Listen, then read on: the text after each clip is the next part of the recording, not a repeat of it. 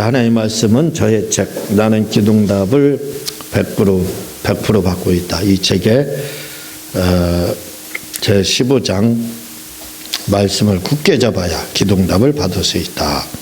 이 부분이 215페이지입니다. 215페이지 나가도록 하겠습니다. 한번 영을 치유하는 것이 기도응답의 핵심입니다.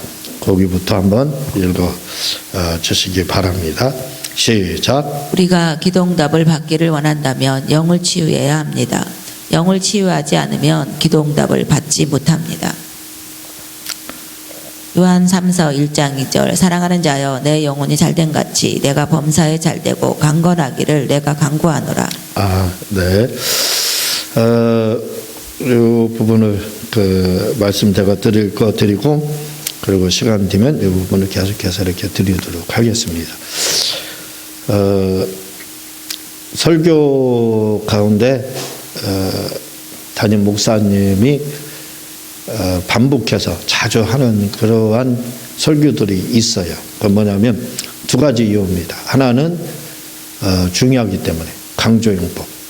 그래서 예수님도 진실로 그게 알레데야 이렇게 되어 있는 게 아니라 진리로 이렇게 되어 있는 게 아닙니다. 진리라는 말이 알레데야인데 그렇게 되어 있지 않고 아멘 이렇게 되어 있어요. 우리가 아는. 그러니까 진실로 너에게 이르노니 아멘 아주 강한 당부로 강조용법으로 이렇게 이야기를 하고 있는데 그래서 두 가지 설교를 자주 하는 두 가지 이유는 뭐냐면 한 가지는 강조용법입니다. 제가 이번 추석 때 예배를 드리면서 가정예배 드리면서 당부한 것이 계명 디아데케 계명에 대해서 말씀을 드리면서 이 계명이 뭘로 다 되어 있냐면 언약 또는 유언 이렇게 되어 있다고 그랬어요. 유언이라는 것이 뭘 말을 하냐면 우리는 유언 이렇게 하면 뭐라고 생각하느냐면 죽기 전에 부모님이 숨 넘어가기 전에 꼴깍 숨 넘어가기 전에 당부하는 것이 그게 유언이다 이렇게 이야기하는데 여러분 부모님도 모셔봐서 알지만 돌아가실 때 아무 소리도 못하고 주무셔요. 돌아가셔야 다 대부분은 지병이나 이런 속한 이런 걸로 돌아가시게 되면 아무 소리도 못해요. 움직이도 못하고 알지도 못하고 돌아가실 때 보면 아이가 태어날 때 이렇게 하고 태어나잖아요. 뱃속에 이렇게 있잖아요. 그 모양 그대로 돌아가셔요. 우리 아버지 돌아가신 거 보니까 그 모양으로 쪼그라져가지고 이렇게 손도 이렇게 하고 발도 구부려서 이렇게 빈손으로 왔다 공설에 공수거라 가지요. 빈손으로 왔다 빈손으로 간다고 하는데 빈손으로 올 때 모습 그대로 또 빈손으로 가더라고. 아무 소리 못하고. 그럼 유언은 언제 하는 거느냐? 유언은 바로 살아있을 때 평상시에 잔소리처럼 하는 말이 있어요. 그게 유언이거든요. 그걸 유언이라고 하는 겁니다. 뭐 너희들은 좀 어떻게 하라 이렇게 계속 잔소리처럼 하는 똑같은 말을 반복으로 단문으로 다 하는 말들이 있어요.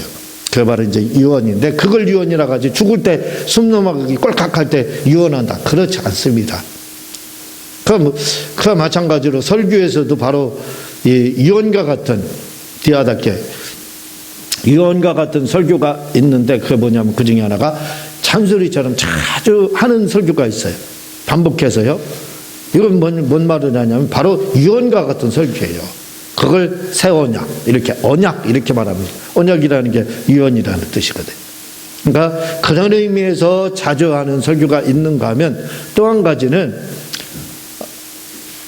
잘 모르니까 연구 과정에서 내가 지금 그거에 대해서 연구하고 있으니까 자주 설교를 하는 경우가 있어요. 그러니까 저 같은 경우는 약초에 대해서 연구할 때 약초에 대한 이야기를 많이 했어요. 왜? 연구하는 과정이기 때문에 나도 좀 깨닫자 이거죠. 대부분 사람들이 말을 할 때 깨달아요. 설교도 똑같습니다. 말을 할 때 영감이 와요. 더 깨닫게 된다 이거죠. 그래서 깨닫는 과정에서 자주 말하는 데는 지금 관심이 거기 있다. 지금 깨닫고 있다. 이런 뜻도 돼요. 또 한 가지는 그리고 제가 이름에 대해서 이름을 딱 들으면 지금은 거의 다 알잖아요. 뭐 여러 가지 지식 정도, 그 물질 정도, 또 부부관계 이런 정도, 이런 그런 것들도 다 알게 되잖아요. 이름 가운데 그거 할 때 이름에 대한 연구할 때도 깨달을 때도 그거에 대한 설교를 자주 했어요. 왜? 깨닫고 있다. 지금 관심거리다. 그래서 그러니까 두 가지 이유로 한다 이거죠. 하나는 유언과 같은 의미라고 또 한 가지는 깨닫는 의미로다.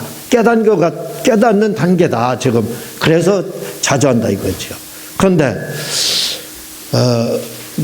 많은 분들 중에서 율법에 대한 설교를 자주 하는 분들이 있어요. 율법에 대해서. 그런데요, 만약에 율법에 대해서 완전하게 알면 사실은 율법에 대한 설교를 할 필요가 없어요.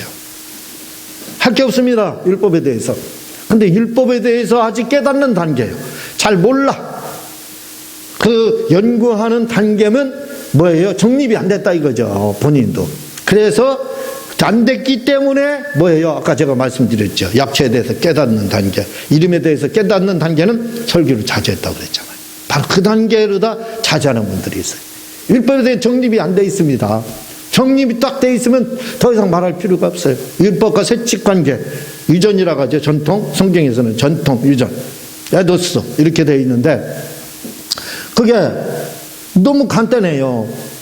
왜 간단하냐면 율법과 세칙은 굴러온 돌이 박힌 돌을 뺐다. 그렇게 이해하면 되는 거예요. 장문은 힘이 없다고 제가 말하죠. 단문. 그게 철학이라고 합니다. 단문을 갖다, 격언을 갖다, 이게 철학이거든요. 우리나라 속담, 그게 뭐냐면 철학이라는 뜻이에요. 다른 말로요. 그걸 우리가 개똥철학이라 하죠. 자기만의 언어를 갖는 거예요. 철학이란 자기만의 언어, 속담을 갖는 겁니다. 격언을 갖는, 그걸 철학이라고 하거든요. 그걸 우리가 개똥철학 이렇게 이야기를 하잖아요. 바로 정립은 그렇게 되는 겁니다. 자기만의 언어, 단문으로 딱 되는 거예요. 그래서 율법과 세칙과 관계는 뭐냐? 굴러온 돌이 박힌 돌을 빼버린 거예요. 너무 쉬워요. 무슨 말이냐? 굴러온 게 세칙입니다. 이건 세칙은 뭐냐면 유전. 너 세수할 때 3번 이상 세수하면 너 운동한 거다. 눈을 한 번만 깜빡여야지 2번 이상 깜빡이면 너 운동한 거다. 그래서 이스라엘은 지금 모르겠어. 그 전에 TV에 보니까 엘리베이터 버튼 누르는 것도 운동이래요. 그래서 주일날은 엘리베이터를 1층, 2층, 3층, 15층까지 가면서 다 쓰게끔 자동적으로 왔다 갔다 그렇게 설정을 해놓는다는 거예요. 왜? 못 누르니까 탔는데 못 눌러봐요. 못 내리지. 갇혀 있는 거예요. TV를 보고 싶다. 그러면 유대인들은 지금도 그렇다고 하더라고. TV를 그 전날 들어놓는다는 거예요. 왜? 버튼 누르는 것도 그것도 리모컨 누르는 것도 운동이라는 거예요.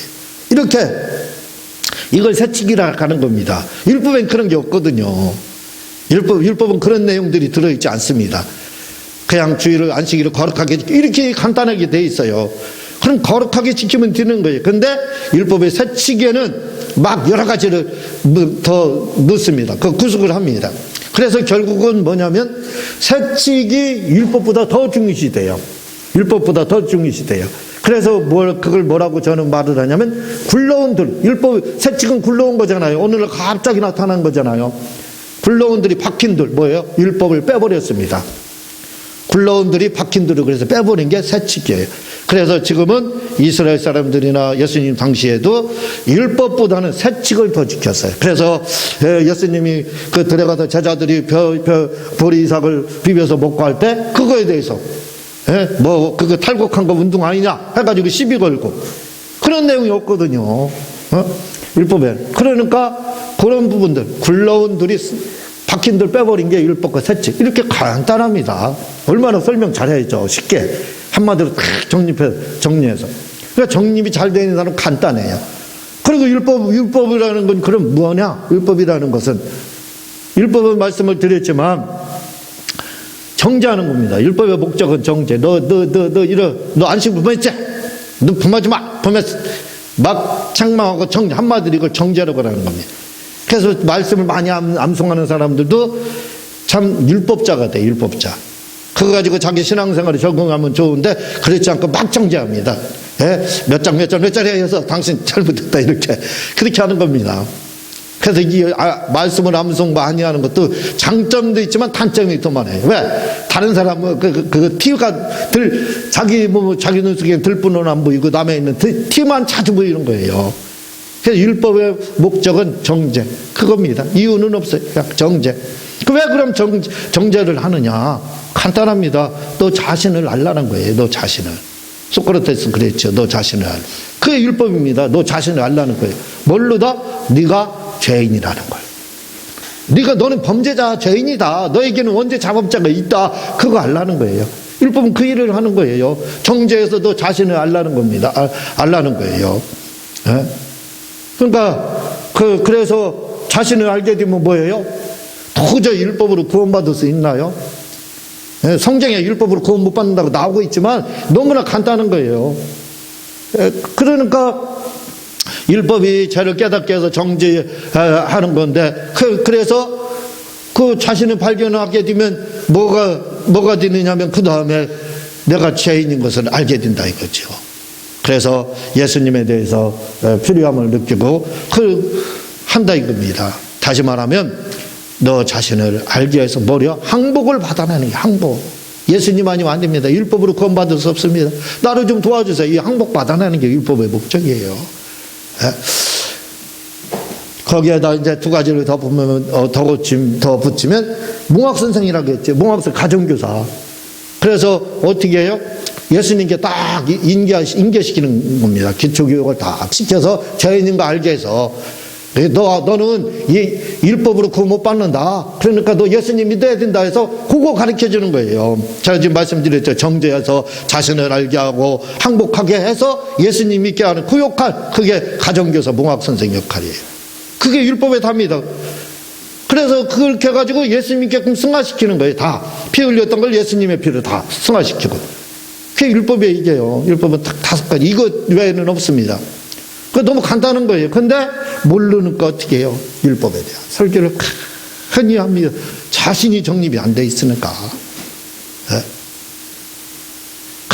이게 만약에 중요해서 한다면 저처럼 예수님처럼 진실로가 돼요. 그런데 율법이 중요합니까? 안 중요하잖아요. 그러니까 뭐예요? 제가 말씀드렸죠. 계속 강조하는 이유는 중요하기 때문에 하는 것도 있고 하나는 깨닫는 과정에서 본인이 하는 것이다 이렇게 말씀드렸죠.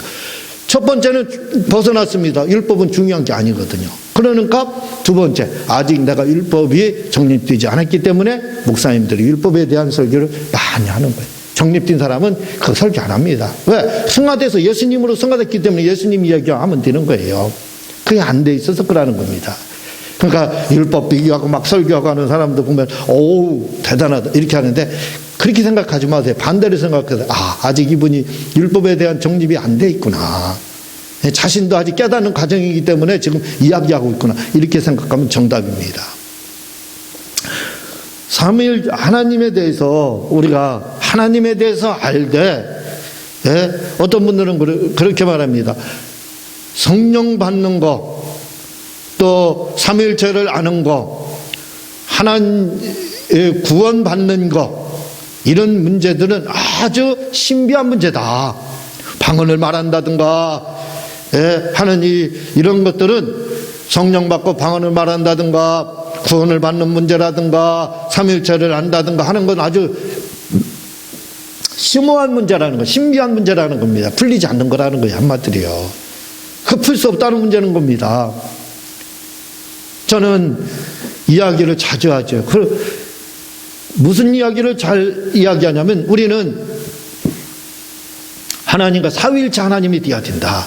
삼위일체뿐만 아니라 삼위일체 하나님이 되어야 된다. 다시 말하면 하나님에 대해서 잘 알아야 된다 이 말입니다. 저는 그것을 지금 바꿔서 뭐라고 이야기하냐면 나는 하나님을 뼛속까지 안다. 말씀을 잘하는 거 신비한 거다. 그건 사람들이 그럽니다. 어떻게 다 하냐 신비한 거. 성령님에 대해서 어떻게 신비한 그분을 다 할 수 있느냐. 예수님을 어떻게 다 할 수 있느냐. 성령님을 어떻게 다 할 수 있느냐. 삼위일체를 어떻게 다 알 수 있느냐. 이렇게 말을 하는 경우가 있습니다. 심오한 거다 신비한 거다 이야기하는데 그렇지 않습니다. 너무 쉬운 문제예요. 그건요. 예수님에 대해서 다 알고 말씀에 대해서 다 아는 거 이런 문제들은 너무 쉬운 문제입니다. 성령을 받는 문제, 하나님 아버지에 대해서 알고 예수님에 대해서 알고 성령에 대해서 아는 문제는 사실은 너무 쉬운 문제예요. 쉬운 문제. 그걸 알기 때문에 저는 우리가 삼위일체 하나님인데 우리도 포함해서 사위일체가 돼야 된다, 이렇게 이야기를 하는 겁니다. 예수님과 우리는 일심동체가 될 수 있다, 그렇게 이야기를 하는, 그걸 할 수 있다 이 말이면 이심전심이 된다, 이렇게 이야기를 하거든요. 그걸 저는 뭐라고 이야기하냐면 하나님에 대해서, 삼위일체에 대해서, 성령에 대해서, 아버지에 대해서, 또 아들에 대해서 뭐예요? 뼛속까지 알고 있다라고 표현을 합니다. 사실 그렇거든요. 이 삼위일체 하나님 아버지, 아들, 성령님에 대해서, 또 말씀에 대해서, 성령에 대해서 사실 뼛속까지 알고 있어요. 여러분이 우리 말씀을 드렸죠. 우리 집 근처에서 여름에 술 먹고, 술집이 많으니까 톡 하면 먹은 거 다 나와요. 얼마나 들어온지 몰라요. 그것도 제가 막 다 치웁니다. 거기다 제가 청소를 하거든요. 깨끗하게 집주위를 깨끗하게 제가 이렇게 다 정리를 하고 치웁니다. 주머니에 돈이 있으면 뭐든지 돈 있는 만큼 쓸 수 있어요. 왜? 가진 게 있기 때문에. 요즘은 카드겠지만 카드 있으면 든든하잖아요. 뭐든지 쓸 수 있어요. 자기 한계까지요. 먹은 거 딱 통하면 나옵니다. 마찬가지예요. 그냥 예수님에 대해서도, 성령님에 대해서도, 성경에 대해서도 저는 그래요. 저는 뼛속까지 알기 때문에, 먹은 게 있기 때문에 그냥 토하면 나오게 돼 있어요. 나옵니다. 성령에 대해서도 알고 예수님에 대해서도 알고 누구에 대해서도 다 알 수 있게 되는 겁니다. 여러분들도 제발 하나님에 대해서 두려워하지 마세요. 하나님을 어떻게 알아? 그 신비한 분, 아버지를 어떻게 알고 아들에 대해서, 성령에 대해서 어떻게 알아? 알 수 있습니다. 여러분들이 성령을 받으면 돼요. 성령을 받으면 성경까지도 다 알게 돼. 성경까지도 성령님, 그분이 뭐예요? 성경이십니다. 성령님, 그분이 아버지께서 보내신 영이에요. 그분이 주님의 이름을 가지고 오셨습니다. 그분이 내 속에 있는데, 하나님이 내 속에 있는데, 아니 그분이 내 속에 있는데 뼛속까지 모르겠어요? 말씀을 모르겠느냐 이거죠. 뼛속까지 알 수 있습니다. 그분의 도움을 받기 전까지는 신비한 거예요. 삼위일체도. 아버지를 아는 거, 하나님을 아버지라 부르는 것도, 예수님을 주님이라 부르는 것도, 성령을 아는 것도 다 신비한 겁니다. 말씀을 알 수 있는 것도 신비한 거예요. 그렇지만 여러분들이 성령을 받게 되면, 성령을 받게 되면 그 모든 것들은 쉬운 문제입니다. 그냥 하나님을 뼛속까지 알게 돼요. 삼위일체 하나님을 뼛속까지 알게 됩니다. 말씀도 뼛속까지 알게 되는 거예요. 알으니까 그 속에 성령님이, 그 말씀 자체이신 성령님이, 아버지의 영이신 성령님, 주님의 이름 오신 내 속에 계신 그 성령님이 내 속에 계시는데, 말씀을 알고 이런 것들이 신비한 문제가 되겠습니까? 네? 말씀이 내 우리 속에 없게 되겠느냐 이거죠. 있지요. 토하면 나오는 거예요. 못 토하니까 그렇죠. 토하지를 못하니까 그렇지, 토하면 먹은 것이 나올 수 있는 겁니다. 성령님이 내 속에 뼛속까지 계시기 때문에 어떻게 돼요? 하나님에 대해서 그냥 아버지 하면 그냥 하나 되는 거예요. 딱 느낌이 옵니다. 하나. 예수님 하면 그냥 딱 느낌이 하나 되는 게 와요. 성령님 하면 딱 옵니다. 그걸 여러분들이 뭘로 다 느끼면 되냐면, 여러분들이 자녀를 낳은 분들 알죠? 딱 나오면 어떻게 돼요? 그 자녀하고 나하고는 그냥 분신이라고 있더나, 일체라고 있더나, 하나 딱 되잖아요. 딱. 예? 크면은 조금 다르지만 애기였을 때는 딱 보면 그냥 떨어져 있어도 하나지 않습니까? 그런 느낌이 있잖아요. 그렇게 된다 이거죠. 성령을 받게 되면 그냥 이심전심 하나님에 대한 부분, 성경에 대한 모든 것들이 그냥 이심전심이 그냥 되는 거예요. 그냥 일체, 삼일체 하나님이 하나 되는 것처럼 하나 더 붙여서 나도 사위일체에 들어간다. 여러분도 사위일체가 되는 거예요. 왜? 그분이 들어와 계시는가. 그분이 주는 정보, 그게 영감입니다. 정보가. 성령님, 하나님이 주신 정보가 영감. 그 영감을 가지신 분이 내 속에 계시는데 뭘 모르겠습니까? 지식적인 건 떨어질 수 있지만 말씀의 근본, 본질은 다 알고 있는 거예요. 본질은. 성경이 뭘 말하라는지. 성경을 봐서 하느냐, 안 봐도 본질을 아는 거예요. 알 수 있는 겁니다. 그러니까 그걸 토하면 되는 거예요. 그걸 말티스, 그걸 뭐라고 증인, 이렇게 이야기하는 거예요. 증인들. 그래서 성령을 받으라고 사도행전 1장 8절에 그렇게 말을 하는 겁니다. 성령을 받아야 토해낼 수 있어요. 성령의 증인이 될 수 있습니다. 하나님을 뼛속까지 알아야 하나님에 대해서 증거할 수 있죠. 하나님에 대해서 뼛속까지 모르는데 어떻게 증거해요? 나무아비 타령만 하지. 나무아비 탑을 그것만 하는 거예요. 남이 아버지 아무리 불러봐요. 무슨 소용이 있어요? 남이 아버지 탑을이 남이 아버지 부른다는 뜻이에요. 남이 아버지 아무리 불러봤자 제3자지요. 무슨 관계 있습니까? 남이 아버지 탑을 하지 마세요. 우리는 그러지 말고 성령을 받으면 예수님에 대해서, 성령님에 대해서, 삼위일체 하나님에 대해서, 아버지에 대해서, 예수님에 그냥 알아요. 그냥 그분과 일체가 된다니까요. 일체되는 느낌이 딱 온다니까요. 하면 소리만 해도 주님이 그러잖아요. 풍소리 나면 뭐라고요? 영감 있는 사람 호박 떨어졌구나 안다는 거예요. 안다 이겁니다. 그렇게 된다 이거예요. 그렇게 된다 이거죠. 그거 모르는 이유는 뭐예요? 성령의 케어를 받지 못하기 때문에 그렇습니다. 성령의 세미한 케어를 받게 되면 모든 것을 다 알 수가 있어요. 성경 말씀도 본질을 다 알 수 있고, 하나님의 아버지에 대한 부분도 그냥 설명이 필요 없어요. 그냥 아버지 하면 그냥 하나 딱 돼. 예수님 하면 그냥 일체 딱 띄고, 성령님 하면 그냥 고개가 끄떡끄떡해집니다. 풍 하면 그냥 호박 떨어졌구나 아는 것처럼 그렇게 된다 이거죠. 이게 중요한 거예요. 뼛속까지 좀 아셔야 돼요. 하나님에 대해서, 말씀에 대해서 뼛속까지 알아야 됩니다. 그거 아무리 노력해도 나무아비 탑을만 부른다니까요. 소용없습니다. 안 돼요. 알 수가 없어요. 그래서 주님도 복음 전하지 말라고 성령 받고 복음 증인이라고 하지 않습니까? 뼛속까지 아는 그거 전하라 이거예요. 성령 받지 않으면 하나님에 대해서, 말씀에 대해서 뼛속까지 모릅니다. 뼛속까지 알고 증인, 알아야 네가 증인 될 수 있다 이렇게 말을 하고 있는. 그래서 성령을 받으라 하는 겁니다. 성령을 받아야 돼. 아무리 제가 이렇게 설교 시부렁이죠. 이게 시부렁거리는 거예요. 소용없습니다. 여러분이 성령을 받게 되면 저의 이 시부렁, 저의 케어를 받을 수가 없어요.